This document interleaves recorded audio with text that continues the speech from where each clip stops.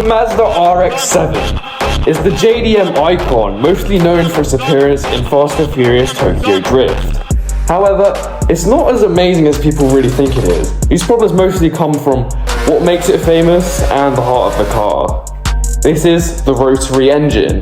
The rotary engine, or also known as the Wankel engine, believe it or not, which is a bit of a weird name, I wouldn't give it that, is actually the car's Achilles heel. It's what makes it iconic, but it's got quite a lot of problems. Today we're going to be exploring those and seeing, well, what effects it actually has on the car and if it's even worth buying. The first major weak point of the engine is the apex seals. Now, these have been known to wear very quickly and result in having full engine rebuilds, which can get very expensive. The main problem is the oil consumption.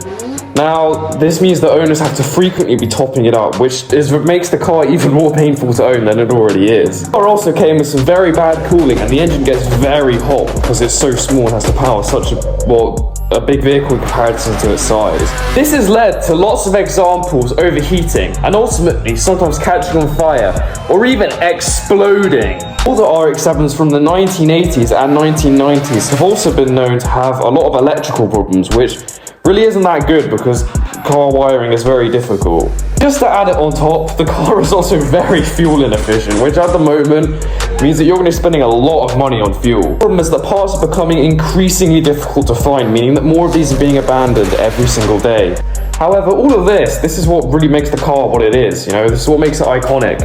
This is why we get cars like this, because, well, the rotary engine sounds really, really nice. And also, this car has been known to have a very good community online, and everyone is very connected to each other and everyone loves each other. There are some people though who have actually been swapping out these engines. Like for instance, there was this guy who put a Pagani V12 in an RX-7, which I think is pretty cool. Common engine swap is also putting an LS engine in it from a Corvette. All of this has ultimately resulted in the RX-7 depreciating a lot more in comparison to most other JDM cars. This makes it fairly cheap to import or buy in your own country, which is, I guess, a plus. I argue that buying one of these is a bit like buying 3 tons of pineapples. It's a bit difficult to manage, but I think if you get it, you'll enjoy it. But this has unfortunately resulted in a very large percentage of these cars being left and abandoned because people can't repair them. You know, the rotary engine was actually a good invention because of its great power to weight ratio. I think it just needed a bit more time. And I think with time, we would have seen improvements, like when people start fitting them together to make bigger rotaries because you can stack them. This is like this one, where it's got 12 rotaries under the hood of an RX-7, which is pretty nuts if you ask me. Conclusion, I say that these cars are still pretty cool.